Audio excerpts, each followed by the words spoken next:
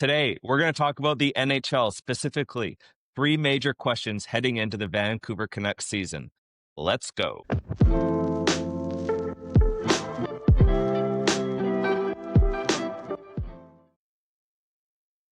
Well, welcome to the Cochrane Show. My name is John Cochrane. That's Scott Cochrane. Dad, let's get straight into it. Before we can go into next season, can you tell me for the Vancouver Canucks, what went wrong last year?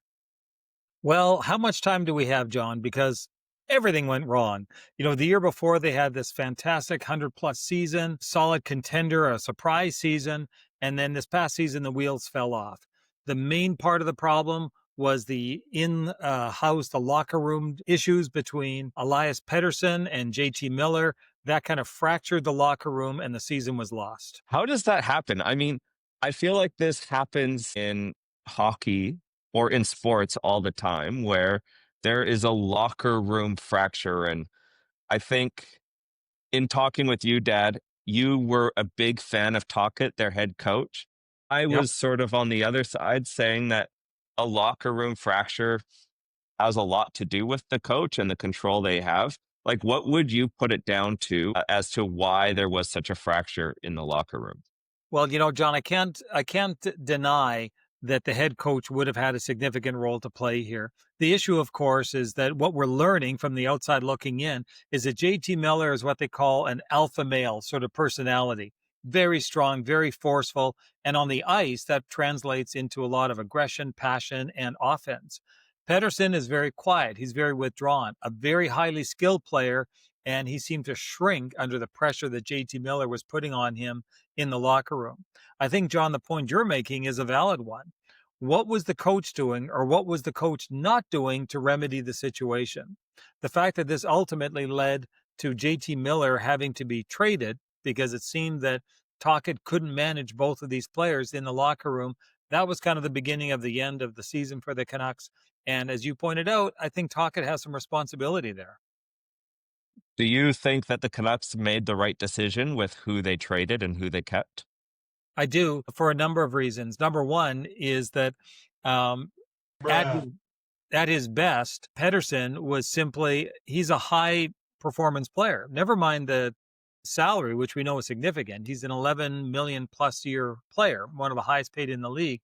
But at his best, Pedersen is an elite player, and he's younger than Miller. I think you keep youth and you keep talent and you hope for the best.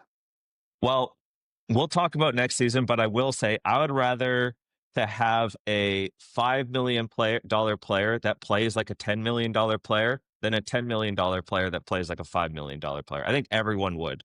And I think that the Canucks kept an $11 million player that doesn't perform as if he's an $11 million player. And maybe they got rid of a player that outperforms his contract.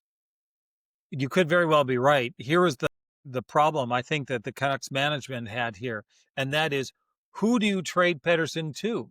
Who is out there that's willing to pick up an $11 million salary for a guy that's producing 40 points? You know, I think he had priced himself out of the market, and I don't think the Canucks had much of a choice left because of that. Well, let's keep on this theme of Pedersen. We're going to ask three questions that the Canucks have to answer this coming season. And the first one is, will Pedersen have a bounce back season this year? I think he will. I'm going to go on the optimistic side here. Whether bounce back takes him right back to where he was 2 or 3 years ago when he was one of the elite players in the NHL, there's a lot of positive indications here. The whole mess with Miller, that's now in the rearview mirror. The whole thing with Tocchet is in the rearview mirror. There's a new coach. A lot of the core is back. And I think, John, significantly, Pedersen has shown up in training camp heavier, hungrier, and faster. These are from all the reports that are coming in. It's like a rejuvenated Pedersen. As an aside, he got married in the offseason. We'll see if that helps his game. I think all the early indications are that Pedersen is ready for a breakout season. The skepticism side of me says that every team, every year, coming off of a disappointing season, specifically with their superstar, says this player is back better than ever. He is bigger. He is hungrier. He is ready for a bounce back season. And I think they want to create that narrative right away Um, I guess what would Pedersen have to do then, Dad, to not be on the trade block come trade deadline? I think a lot of it's going to happen for the whole team around Christmas time this year. There's an awful lot riding on how the team starts off this season. If they are competitive, if they're in a playoff position, if they're kind of beating the odds, if you say, I think this team stands pat. I think if they're struggling by Christmas time, I think you see some significant moves happening. Again, because of Pedersen's contract, I don't know if he's a movable piece. I think one of the biggest challenges the Canucks face with Pedersen is building a line around him because the Canucks are very weak right now in a lot of key positions. And I think for Pedersen to be effective, he needs to be on sort of a high octane offensive powered line with some size and some grit. I'm not sure the Canucks have that. I think Pedersen, though, in and of himself, you're not wrong, John, when you say a lot of teams put that kind of spin on the early going. There's a lot of other categories, a couple that we're going to talk to, that I'm not as optimistic about. But with Pedersen, I think there's a very good chance that we're going to see the Pedersen of old. So you're a Pedersen evangelist. You're an optimist with Pedersen. With Pedersen, I am. Uh, there's a lot about his game, especially in the last year or two, that I have not liked at all. And just look at the results down there. But I think that core is still in there. You know, I don't know that a player goes from being elite to being basement just like that. That talent is still in there. The question now is going to be, can Adam Foote and the rest of the coaching staff, can they unlock? Well, I guess that comes to our next question. So Tocchet, he decided not to come back to the Canucks this year. He's gone to Philadelphia. Is that right? He's the head coach in Philadelphia. That's In correct. reading the report, it says that he needed to do like focus on the family. Then he goes and takes a head coaching job in Philadelphia. What a cop out statement. I got to focus on the family.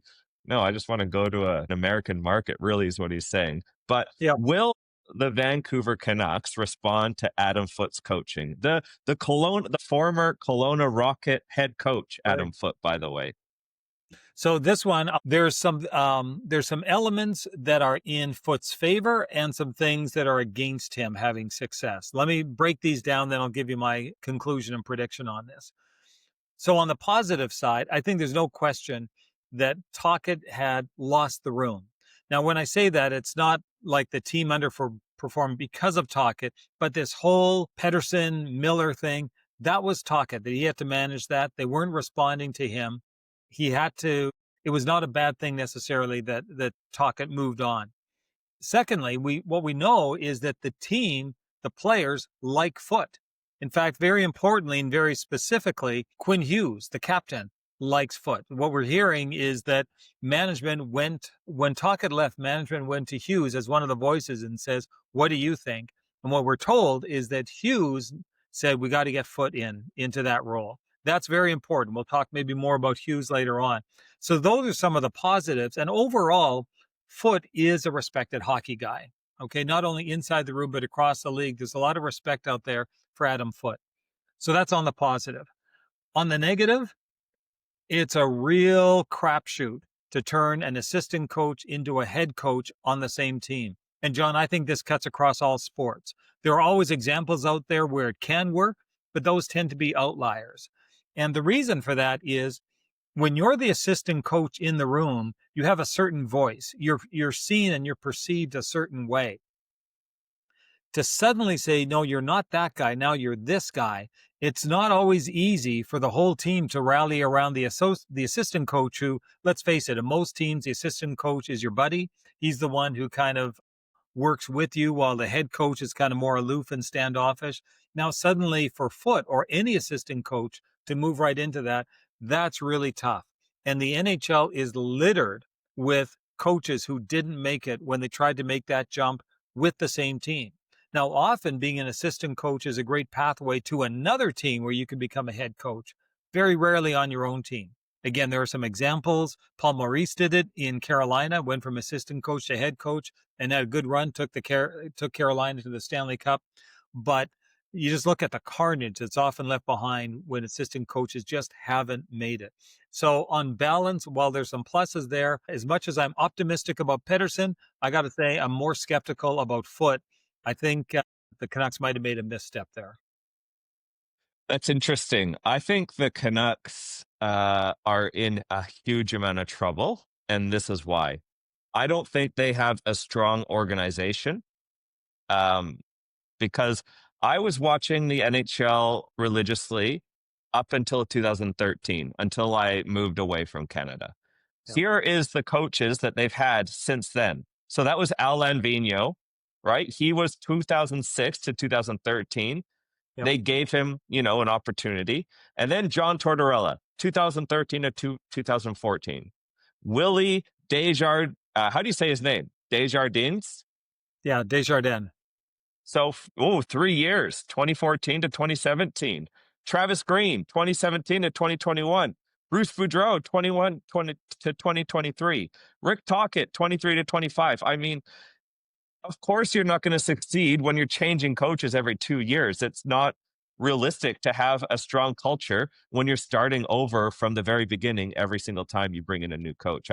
In the NFL, the Cleveland Browns, they're like this. They've gone through so many head coaches. In the NBA, like poor organizations, they just burn through coaches because they think it's the coach's fault every time. And it's getting rid of, it's like, we need to have a scapegoat here.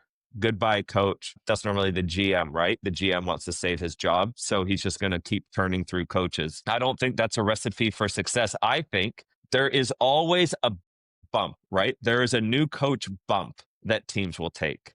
They will play well for the first 20 games under a coach's leadership. You saw this with Boudreau, I believe, where they were having a horrible season under Green, and then Boudreau came in and they finished the season really strong. It's like that fresh voice in the locker room. And then they didn't do well the next season, so they let Boudreau go and got someone else in. I think even if the Canucks don't respond well this year to Foot, you got to give him a chance to create a culture that represents his personality. It's hard to argue with what you're saying, but I will anyways, John. And that is you're right in this sense. All that history you're talking about, all of that's what happened since the Canucks went to the finals in 2011. And let's face it, Canuck fans, including myself, we still kind of glory in 2011, except game 7 of the Stanley Cup finals when they got killed by Boston. But ever since then, you're right. There's been this revolving door of coaches all the way through. Now, here's where I would take issue, though, with your conclusion. When you say the Canucks management sucks, and I'm kind of paraphrasing you, you have to remember that the current management, which is the current general manager and the team president, see that I think about them so often, their name's not even here. But the problem is that they weren't responsible for all of those. They were only responsible for Tocchet. All those other coaches were under different GMs. There was this crazy revolving door of GMs and of coaches throughout all that time. The current management inherited Boudreau. Everybody knew that he'd be gone. How they could manage that, a lot of people criticize, but they didn't want Boudreau. They wanted Tocchet. That's what they have to be held accountable for. Now, I think maybe a bigger question, John, or even a better question is this. What does all of this say about Canucks ownership? Because the only constant in all of this has been ownership. I don't think we dive into that one right here, but it's a fascinating conversation, I think, to look at. Never mind what does it take to be a great coach or a great general manager or even a great team president. What is the role and the impact of ownership when you look at a team like the Vancouver Canucks or other teams who have had solid, consistent ownership and produce great results? So I think that the Aquilinis, who own the Canucks, have a lot to account for, but I don't think you can put the current management group as responsible for all those coaches who came and went in the decade before. My soliloquy was about ownership. I meant ownership. Like that organizational, obviously owners aren't in the day to day, but it does start and stop with ownership. So how patient can you be? Can you see the long game? Like, are you okay with a losing season knowing what you're building towards? Or do you need instant wins right now? Absolutely right. I will say that Elias Pettersson, back to our last conversation, 2018, he's been what they're trying to build around. At some point, it's not the coach's fault. At some point, it's your superstar's fault. And so I think this is a pivotal year for him. You've given him the contract. If he is not the one to take you to the promised land, you need to pivot off him fast. I know I just said stick with your coach, but this has been 7 years now of Pedersen, of mediocrity and mediocrity. Mediocrity. Yep.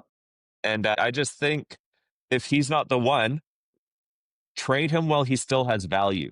You don't want to Well, wait until he's got no value anymore. no, I hear what you're saying. And by the way, we're talking about Patrick Alvin as the GM and Jim Rutherford as the president. Those were the names that escaped me. What they are responsible for, I've given them sort of a pass in all the coaching. What they are responsible for is signing Pettersson to that contract. Now, at the time, I have to admit, most of us thought, hey, great deal. You just locked up an elite player in the NHL. But that sticks to the GM. The reason that they can't move him right now is because of the contract that they signed him to several years ago. So they don't get a free pass overall. Are you talking about Pettersson at his peak or current NHL and current Pettersson? Well, I think his peak is the exception, not the rule. Like he's had one good year.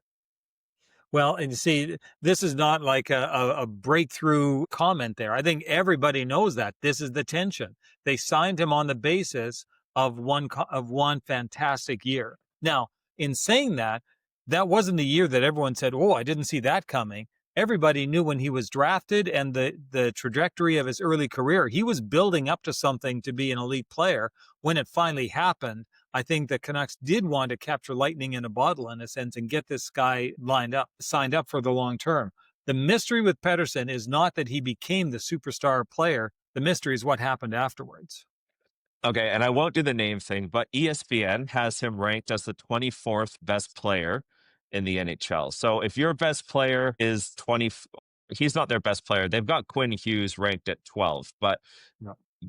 he plays like the 12th best player.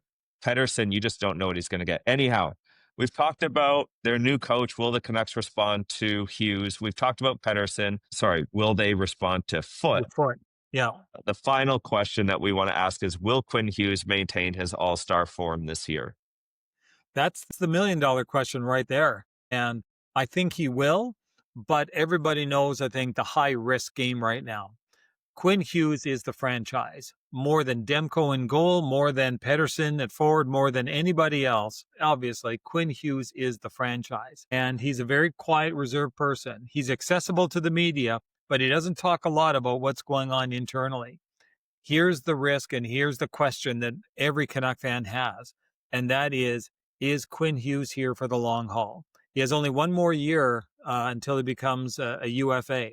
And I think he's fine for this year, but the big question is what's going through Quinn Hughes's mind as this season goes on, and does he want to stay here long term or does he want to go somewhere else? Does he want to be reunited with his brothers in New Jersey, or does he simply want to get out of the gong show that has been Vancouver for the last season and get to a solid, stable franchise that has a shot at winning a Stanley Cup in his lifetime, kind of thing? Here's why that matters this year. Quinn Hughes, what we know about him is he's a pro. You know, he's going to show up. He's going to bring his A game every single night. But when I said earlier, John, about how I think Christmas time is going to be critical for the Canucks this year, I think if we all see, and if Hughes sees that the Canucks are on a positive trajectory, I think if Hughes sees this team is going someplace, the core that we've retained and the new pieces that are coming in, yeah, I could play with this team. I think there's a good chance that he continues to bring his A game and he continues to lead the Canucks throughout the season and into the future, and he re-signs. But here's the issue. I think if the Canucks are struggling by midseason, if they're not doing well at Christmas time, now I think management has a new problem on their hands. Now they're probably thinking, you know what? He's going to bring his A game, but he's going to want to get out of here. And because of that, and because of impending free agency, then before the trade deadline, I think the Canucks move him to try to get an asset back again. So all of those are why the Canucks have to pay very close attention to what's going on with Hughes. And that's the great big unknown. And so that one I've got to call as a 50-50. And it's not about Hughes, it's about the rest of the team and what's going on. So for me, if I were to summarize the three big questions, for Pettersson, I say that's going to be a net positive for the Canucks. For Foot, I say it's going to be a net negative for the Canucks. And Hughes, I just don't know. We're going to have to wait and see how the season unfolds. So does he have two brothers in New Jersey or one? He has two brothers there. Are they all-stars? Jack Hughes is a very, very good player. The younger brother is a developing player. We know that they're a very close family. They spend all of their time together in the off season. When New Jersey and Vancouver play, which is not all that often, their parents are always there. Like it's a big Quinn Hughes family. It's a big Hughes family event when that happens. Quinn Hughes has never said he wants to leave here. In fact, he's on record as saying, even in this offseason, he says, I'm a Vancouver Canuck. I owe it all to the Vancouver Canucks. So he's saying all the right things.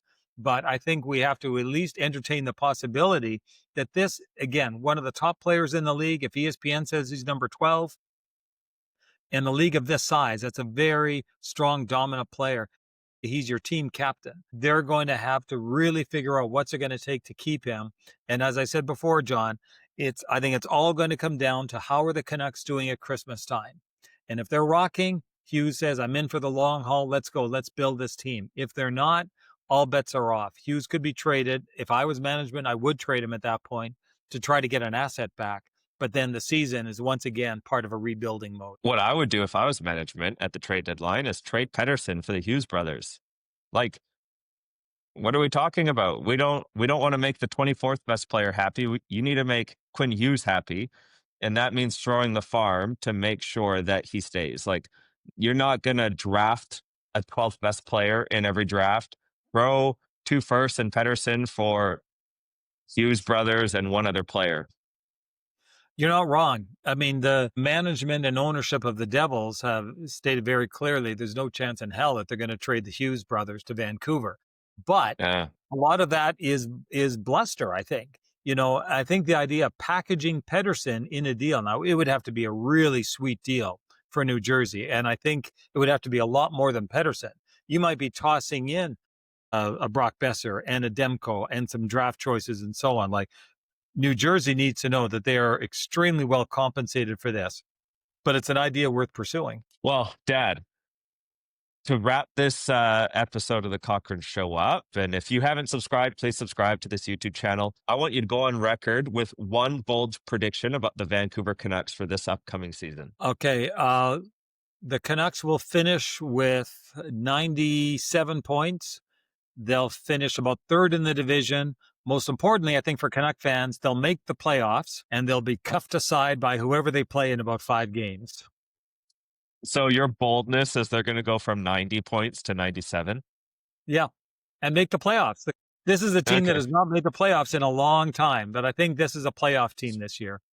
Has it been a long time? I thought it was only one season they missed. Well, 2 years ago they did. But to go from where they were this past season to get back into the playoff hunt, that's a tall order for this team, especially when, if you look at it, they really haven't added a lot of depth or talent. I mean, they put in a few little spot players around the periphery, and they're going with their core, So what we have to believe is that this core, minus JT Miller, plus a few little fringe players, can actually get the job done. So my bold prediction is, I think they can. And I think they're going to make the playoffs. Here's what will happen. They will start hot. They will start like 10-3. Everything will be going well. And then they'll start to fall apart. All the Pettersson questions are going to come up again. And maybe Pettersson gets traded at the trade deadline. That's my bold prediction. And they will end up making the playoffs, but they'll get bounced, as you said. Well, Dad, thanks for educating us on all things Vancouver Canucks. And again, we'd love people to subscribe to this podcast. We like to talk about hockey, football, and basketball. And we'll see you next time.